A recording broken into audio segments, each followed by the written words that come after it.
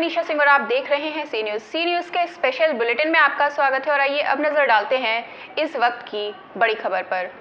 उत्तर प्रदेश के जनपद हापुड़ के नेशनल हाईवे 9 को तातारपुर के सैकड़ों गांव की आबादी को जोड़ते हुए कई शहरों को बचाते नेशनल हाईवे पर जोड़ा गया, जिसमें नेशनल हाईवे पर अंडरपास की मांग को उठाते हुए सिखेड़ा गांव सहित दर्जनों गांव के लोगों ने अंडरपास की मांग करते हुए पिछले 4 महीनों से नेशनल हाईवे न्यू बाईपास पर धरने पर बैठ गए हैं, जिसमें किसान यूनियन भानु ने समर्थन देते हुए ग्रामीणों की मांग को सही बताते हुए ग्रामीणों के साथ हैं। नेशनल हाईवे ने अंडरपास नहीं दिया तो हम अनिश्चितकालीन धरना देंगे, वहीं नेशनल हाईवे को भी जाम करने का काम करेंगे। वर्तमान सरकार पर हल्ला बोलते हुए मदन चौहान ने कहा कि ये सरकार बेरोजगारी, कानून व्यवस्था, लूट डकैती जैसी घटनाओं पर ध्यान न देकर अपनी जेब भरने में लगी हुई है। जहां युवाओं के लिए बेरोजगार नहीं, किसानों के लिए खेती करने के लिए बीज अनुदान नहीं, तो वही किसानों के गन्ने का पेमेंट भी अभी तक नहीं मिला है।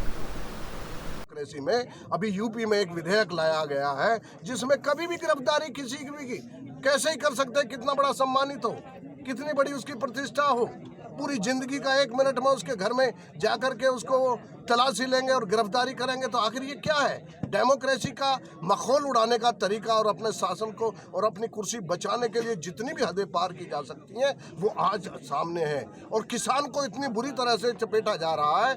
आखिर ये हाईवे बनेगा तो हाईवे बनने से सिखेड़ा को क्या लाभ होगा, खुडलिया को क्या लाभ होगा?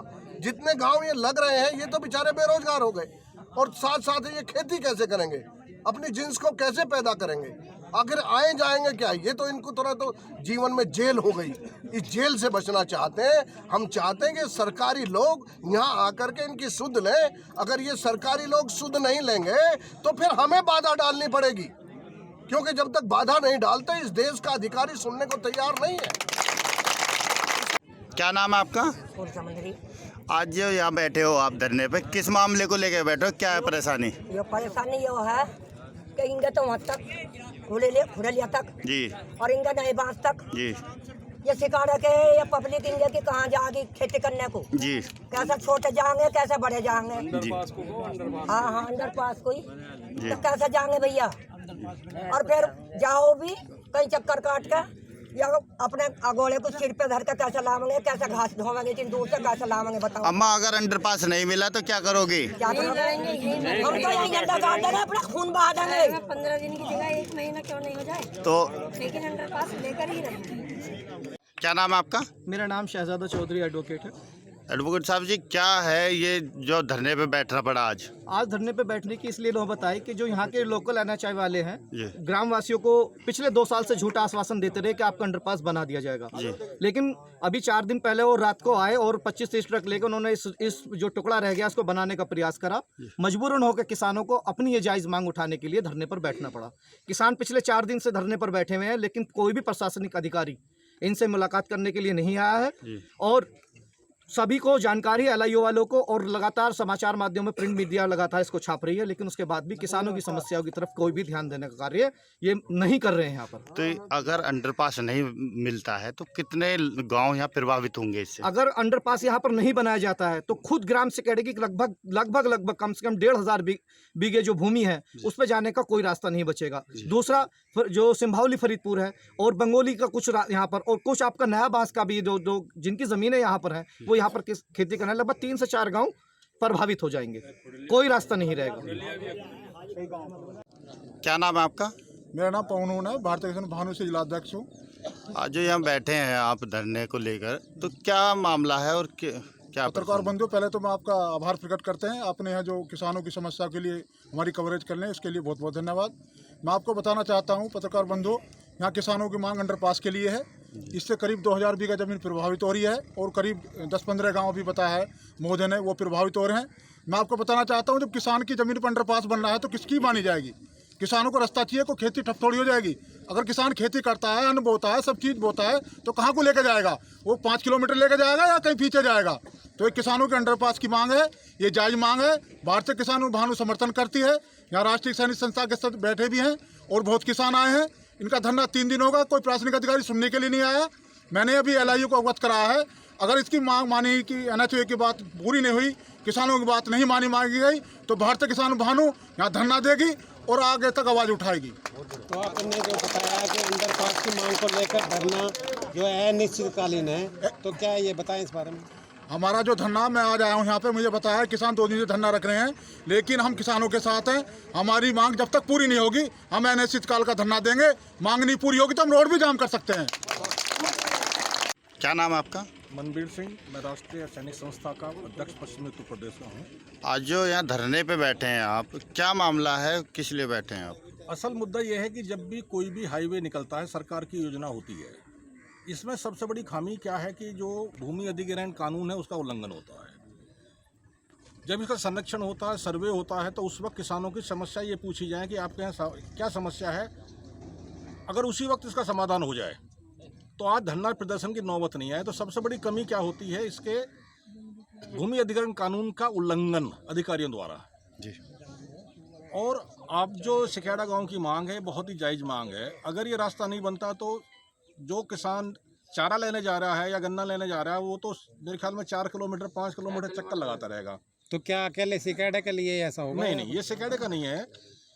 सिकेड़े का जो क्षेत्र है उसमें आप देखते हैं तो खुड़लिया का भी बहुत बड़ा माजरा आता है यहाँ, सिंभावली का भी, फरीदपुर सिंभावली का भी किसान आते हैं, नए बांस के भी आते हैं। तो ये कई गांव प्रभावित हैं इससे। तो क्या मांग है आपकी?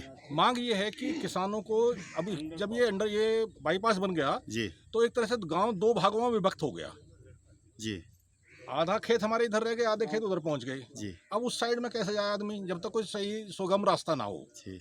तो ये मांग जनहित, क्षेत्र हित और ग्राम हित और किसान हित के में है ये जी। तो क्या ये धरना कब तक जारी रहेगा? देखिए, धरना सरकार की ये बहुत बड़ी कमजोरी है कि वो पहले हमारी ताकत को आजमाना चाहती है। वो देखती है कि भाई संख्या बल जुड़ेगा नहीं जुड़ेगा, कितने होंगे जी। और जब हम एक ताकत से इसे संगठनात्मक रूप देते हैं तो किसान या कोई भी धरना प्रदर्शन होता है उसके सामने किसान के सामने सरकार झुकती है और मांगती है। तो धरना हमारा जब तक ये मांग पूरी नहीं होती है अनिश्चितकालीन रहेगा और संख्या बल रोज बढ़ेगा। जब सर्वे होता है तो ये क्या नेशनल हाईवे वाले ये घर बैठे ही ये यहाँ का वो कर लेते हैं? क्या है आपका आरोप? घर बैठे इसका सर्वेक्षण कर लेते हैं जी। जैसे अभी आपको मैं उदाहरण दे दूं, और यहाँ जो किसान बैठे हुए हैं उनके लिए मैं एक बात बताना चाहता हूँ। अभी गंगा एक्सप्रेस वे निकल रहा है, हम खुश हो रहे हैं कि जमीन जा रही है, पैसा मिलेगा जी। आज जो बैठने की नौबत आई है, भविष्य में ये नौबत ना आए तो अपने अपने गांव में ये ध्यान रखें कि कहाँ को गंगा एक्सप्रेस वे निकल रहा है, रास्ता अभी से मांग उठानी शुरू कर दोगे तो आपकी मांग मानी जाएगी। ये सबसे बड़ा जो है उस वक्त सर्वे होना चाहिए और उस वक्त गांव की समस्या का अगर समाधान पूछा जाए। क्या नाम है आपका? बिट्टू त्यागी सिखेड़ा। क्या मामला है जो धरने पे बैठना पड़ा आपको? पत्रकार बंधुओं, पहले तो मैं आपको जो है बहुत आभार व्यक्त करता हूं कि आपने अपना बेशकीमती समय निकाल करके आप हमारे पैतृक गांव में आए। मामला ये है, प्रकरण ये है हमारा कि जो हमारा ये जो 3000 बीघे ज़मीन करीब यहाँ पर है और ये इसमें 5 गाँवों की भूमि आती है, सिंभावली, खुड़लिया, आपका नया बांस, सिखेड़ा, ये और घेरों वाली ज़मीन है मुरादपुर की जी। तो ये ज़मीन यहाँ पर आती है। इसके लिए जो रास्ता है वो रास्ता बिल्कुल इन्होंने क्लोज़ कर दिया है यहाँ से, जो कि अगर अंडरपास यहाँ नहीं होगा तो इतनी पीड़ा होगी किसान को कि वही जान पाएंगे, कोई पहुँच नहीं पाएगा रास्ते से, अपना कोई लोड ले नहीं पाएंगे, गन्ने की फसल है वो नष्ट हो जाएगी, कोई रास्ता है नहीं, कहीं से चढ़ने के लिए कोई मार्ग नहीं है। जब ये मार्ग बंद होगा तो इसके लिए अंडरपास की यहाँ पर डिमांड है और समस्त ग्रामवासियों ने, 5 ग्रामवासियों और समस्त जनता क्षेत्र की भी है जिनका यहाँ सहयोग भरपूर मिल रहा है और उनका मानना यह है कि तब तक अंडरपास नहीं होगा तब तक धरना यथावत ऐसे ही चलता रहेगा। हापुड़ से संवाददाता रुस्तम सिंह की रिपोर्ट। तो इस वक्त के स्पेशल बुलेटिन में इतना ही। प्रदेश और दुनिया की तमाम बड़ी खबरों से जुड़े रहने के लिए देखते रहिए सी न्यूज़, हर खबर आपके साथ, आपके हाथ।